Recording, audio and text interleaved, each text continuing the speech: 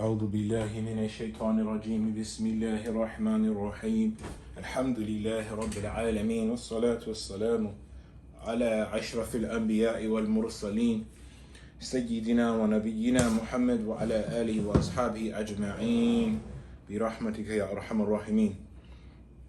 Hey, what's up, y'all out there, to another episode of Sidewalk and Gutter University, Swag University. And we continue on in our series for Black History Month, where we commemorate and celebrate the achievements and accomplishments of great Black people. In this session, we're about to talk about George Washington Carver. Now, George Washington Carver is a fairly famous person. He's one of the people that get mentioned a lot when you're talking about inventors and people who contributed to the advancement of not only Black people but America and humanity. So, and he's one of the people who I've did some not extensive research, but I've had a lot of I've studied up on him quite a bit, and then I have had a lot of conversations with elders about him. So, George Washington Carver, he was born. And I want to say he was born in the late 1800s. I know he was castrated, which he basically, his story starts with a conversation with God, where basically he's asking God to give him the knowledge of everything, and what God tells him is, you want the knowledge of everything, just go and study the peanut. And his exploration of the peanut and all that it does yields some groundbreaking discoveries, right? So we not only talking about George Washington Carver, we also going to talk about Booker T. Washington, Marcus Garvey, and W.E.B. Du Bois. So this is around this is the dawn of the 19th century. It's Black people, out of the 1800s, 1880, 1890. This is like Black people really making a way for themselves in 20th century America. So George Washington Carver, he starts to experiment. So he's a botanist and a chemist. So he understands the functions and the structure of the plant, and he also is breaking it down in terms of its chemical components. So on a ecological level, the peanut is a part of the legume family, so it's related to beans, peas, lentils, right? So it's not technically a nut. It's not a tree nut. It doesn't grow in a tree. It grows like a shrub. It's part of the bean family. So peanuts, along with all the other beans, have the ability to fix nitrogen. So they can take nitrogen out of the air and put it in the soil. It's like a mycorrhizal type of organism that attaches to the roots. So he realizes that. So he realizes a lot of stuff with the beans, like crop rotation. You basically can see. So you could basically rotate beans and let it amend the soil, and then so you can rotate it with crops that are taking nitrogen out of the soil. If you run peanuts behind it, it's giving you actually a cash crop, and it's improving your soil, right? You can do chop and drop. That's basically where you grow a crop and then you cut it down, and then you let it decompose, and it's adding organic matter to the soil, and then the organic matter of peanuts is high in nitrogen, right? So that's one thing. On a chemical level, he was able to break the peanut down into its constituent parts, and he realized that the peanut is composed of, I believe it was 4 major components.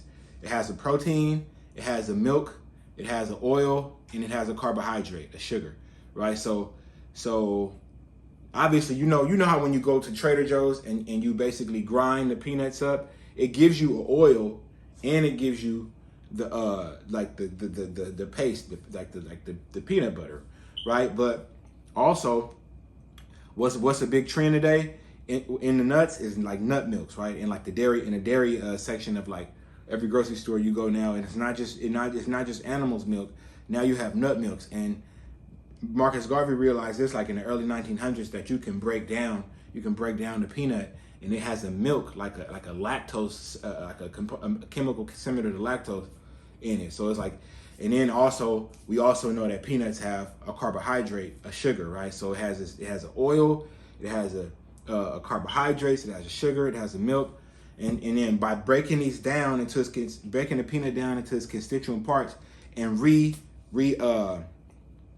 combining them, you can get different products. So this says that he not only invented peanut butter, but he also was able to invent paints, right?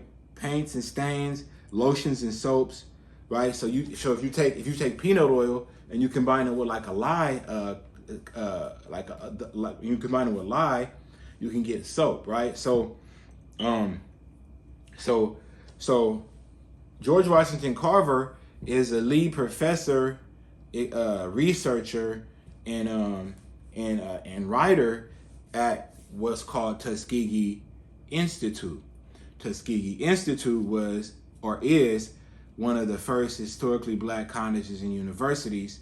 I believe it's in Atlanta, Georgia. Yeah,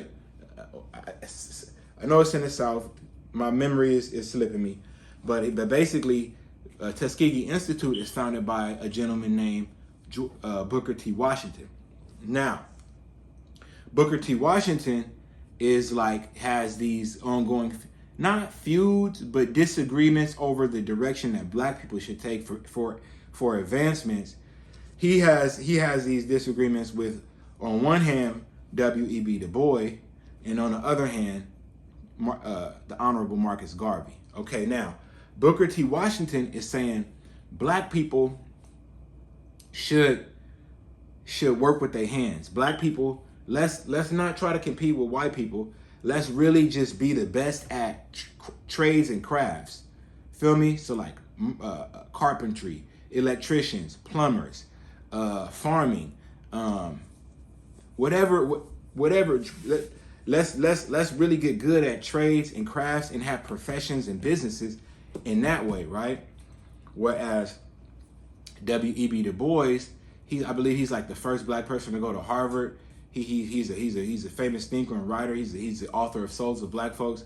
He's advocating for the leadership of the black community to come from the talented 10th. Talented 10th is like the most gifted and the most brilliant cream of the crop of the black people, right? So they disagree because W.E.B. Du Bois is saying we should be intellectuals and we should be thinkers and we should be thinking our way out of our problem. And Booker T. Washington is saying, no, we should have trades and crafts and we should be working our way out of our problems. Well, on the other hand, Marcus Garvey is saying black people should go back to Africa and establish a power base in Africa because we'll never be able to get ahead in the white man's country. And he basically founds the Universal Negro Improvement Association, who Malcolm X's father is a member of Marcus Garvey's movement. Okay, the Universal Negro Improvement Association. He has a Black Star Line, a boat. This nigga had boats in like the early 1900s, man. Boats. He got several businesses, and he basically wants to do business with the mineral-rich countries in Africa. Now, the issue with Marcus Garvey is that two things. One is that at this time, Africa is still colonized. So the countries in Africa are still colonies of European empires.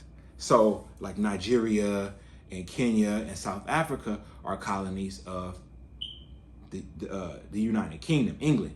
So then you have Mali, you have Senegal, you have Guinea-Bissau, you have Cote d'Ivoire. These are colonies of France, so forth and so on. Belgium controls the Congo. France also controls Tunisia, Algeria, Morocco, and I think England had control over Egypt, Ghana, the Gold Coast. So it's kind of difficult for Black people at this time in our history to set up trade agreements and do big business with Africa, because Africa is still colonized. They don't have autonomy. They don't have sovereignty, right? The other problem is that that this guy named J. Edgar Hoover of the FBI is monitoring. This is the beginning of the counterintelligence program. He's monitoring Garvey's movements and his activities. And long story short, Marcus Garvey's right-hand man is a snitch. And basically, long story short, Marcus Garvey gets they get him for mail fraud. It's like a federal offense, and they basically deport him back to Jamaica, which is his home country, and he dies in Jamaica. Let's go back. W.E.B. Du Bois, Booker T. Washington, Marcus Garvey, and the illustrious George Washington Carver. All of these people have a piece to our puzzle. And I'm always this is my main thing when I'm saying. I had a couple of years ago or last year I had this really heated debate with my brother, because I'm telling him, hey man, it's time for Black people to stop blaming white people for the condition that we're in. I'm not saying they're not liable or accountable for what the crimes they have done in the past and that they still are perpetuating, but I'm saying they don't have the autonomy, the dominion to keep us in no situation, because God has all the power, and God has given us people, leaders, his people, to give us pieces to the puzzle of our answer. And that's what I'm saying. Marcus Garvey, Booker T. Washington, George Washington Carver, W.E.B. Du Bois, they all have a piece to our puzzle. Me personally, I believe that all of them have to piece to our puzzle. Martin Luther King, Malcolm X, they're coming up in future series. But I'm saying we do need a class of we do need an intelligentsia class, a class of intellectuals who are thinkers, right? We do need a segment of Black people who are masters of crafts and trades and who can create businesses. They own small businesses, right? We do need people like George Washington Carver who are just brainiacs and who can go into one species like the peanut and give us all these products and give us all these solutions and nitrogen fixing and crop rotation, and see what I'm saying? And we do need to be doing business overseas with our African brothers and sisters, because why? Africa is the richest continent in the world. The Congo, Nigeria, Guinea-Bissau, Ghana, Ivory Coast, Mali, Niger, Mauritania, South Africa, Kenya, Zambia, Zimbabwe. Nigga, what? Nigga, you talking about, bro, resources that even after centuries of exploitation, Africa still has resources, still richer, minerally rich than the rest of the world. And that leads me to, I'm going to give a shout out to the Sudan, which is currently undergoing war, and I'm going to give a shout out to the Congo. Both of these countries are very strategically, economically, and politically, they're very important, right? Sudan is one of the richest countries in the world because the Nile River flows through the Sudan, right?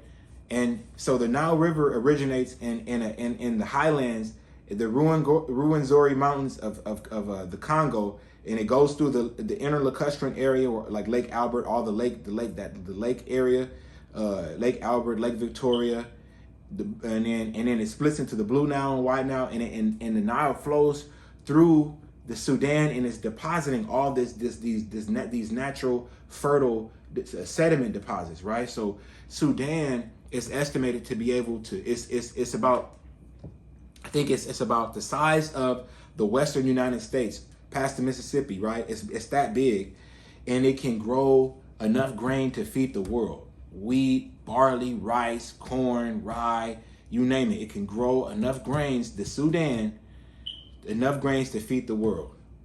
The Congo is rich in cobalt, uranium, plutonium, it's a source of hydroelectric power with the Congo River, right? And I'm just naming a couple. I'm just naming like a couple of the mineral resources it has. But plutonium and uranium is used to make nuclear weapons. Cobalt is used in all of our electronics. Silicon. Look, basically what I'm saying is you think of a mineral that's important, and the continent of Africa has it. Period. So I want to give a shout out to the people of Congo, shout out to the people of Sudan, and I want to say that a big part of our mission here in Sidewalk University is to transcend our street criminal identity, because at this time in human history, at this time in American history and Black history, we don't have to do it no more. We don't have to be criminals no more. We have so much opportunity. We have so many, with the dawn of the information age and our ability to communicate across international borders, there's no need for us to continue to be street niggas and criminals. It just does not make sense. When you think about it, like, hold on, nigga, there's so many online learning platforms. You don't even have to go to college no more. It's so many 6 months to a 12-month year learning platforms. You can learn anything. You can be anything. We can do anything. We can actually implement the vision of George Washington Carver, Booker T. Washington, W.E.B. Du Bois, and Marcus Garvey right now, 2025. Holla at your boy. You feel what I'm saying? Sidewalk University, graduating the streets through knowledge itself. Holla. أقول قولي هذا واستغفر الله لي ولكم إنه هو الغفور الرحيم والعصر إن الإنسان لفي خسر إلا الذين آمنوا وعملوا الصالحات وتواصوا بالحق وتواصوا بالصبر.